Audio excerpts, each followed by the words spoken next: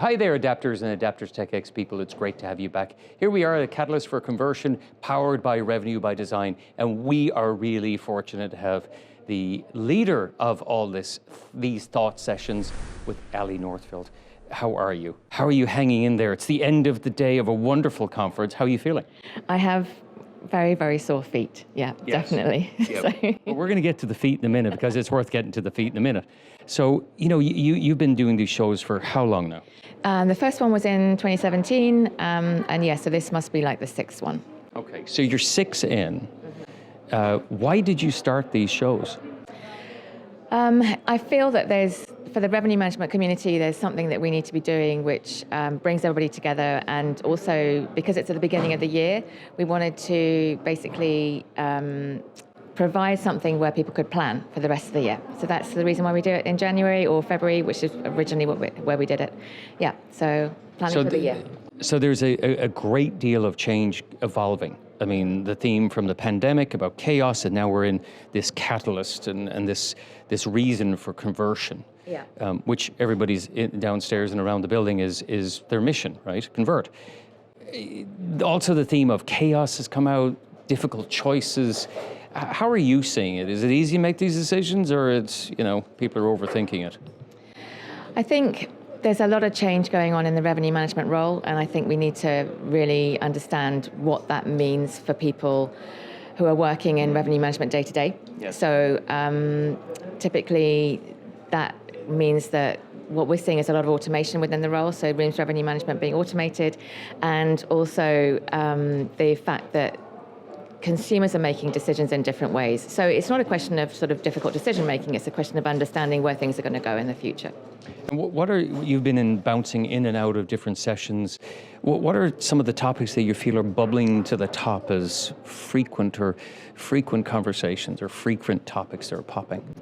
I think AI obviously has been like a common theme throughout the day. I think a lot more experimentation. So we're seeing like a lot of people advocating experimenting with pricing a lot more frequently, and also things coming through like it's no need to, like from a behavioral psychology point of view, there's no need to sort of do seriously heavy discounts and things like that. You can actually gain as much traction in terms of demand management with smaller discounts as you can with larger ones. So. Yeah, Natalie's session this morning where we were talking about persuasive techniques on how to buy and purchase, and very simple but often missed. Why do you think people are missing this?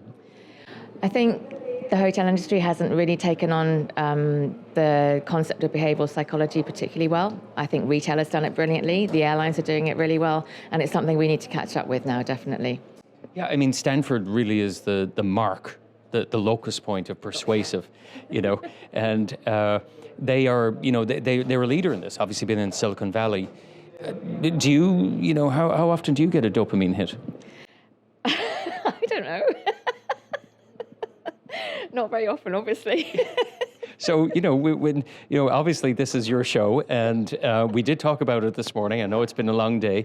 So we've kind of tested people how they get the dopamine hit. So we have is now, so, come on, give us some insight. How do you get your dopamine hits?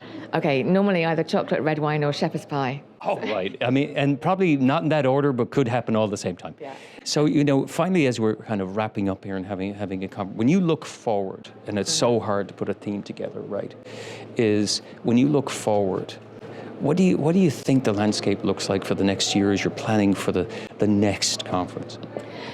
I have a suspicion it's going to be a lot more focused on social, and actually how social is building out in terms of transactional processing now. So social is going to be probably not the whole theme, but definitely will take a much, much bigger place next year, definitely. Yeah, it's interesting that you bring that up, and we had Alexander here from Hopper, and their target is the kind of social, the Instagram, the warm-up, the influence. You see that as being kind of the next place to warm up new clients, totally. new age groups. Yeah, absolutely. I think it's something that can't be missed, and that we really need to get a handle on really quickly because we're not ready for it yet. So yeah. Well, I think you're ahead of the curve. Not in all the interviews we do and all the conversations we get involved in.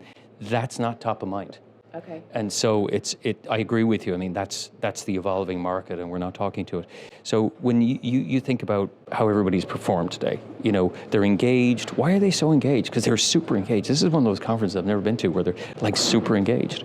They all know each other for a start, so that's great. But no, I think we had such a high quality caliber of speakers, and they are speaking to issues that are of today. Yep. I mean, really fundamental issues of today. And I think we've asked a lot of questions, probably raised more, but it's been a fabulous day, and I'm really grateful to the sponsors and the speakers. It's been brilliant, really good. Yeah, I'd echo that. Ali, it's a huge task to do in one day, and we're certainly privileged to be here and speak about and capture all these great conversations. So in essence, look forward to next year, because I think this topic about interconnectivity and the gap between interdependency and then nurturing a whole new market to replace some of the ones that are choosing to travel less over time is a critical component. And in addition to that, it's truly micro-learning and reaching out to those and say, I don't know, and help me understand to make more enjoyable but informed conversations to choose the product that's the right price at the right time for the right consumer.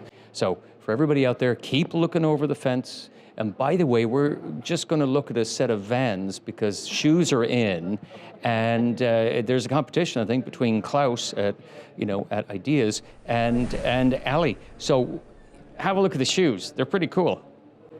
We'll see you next time.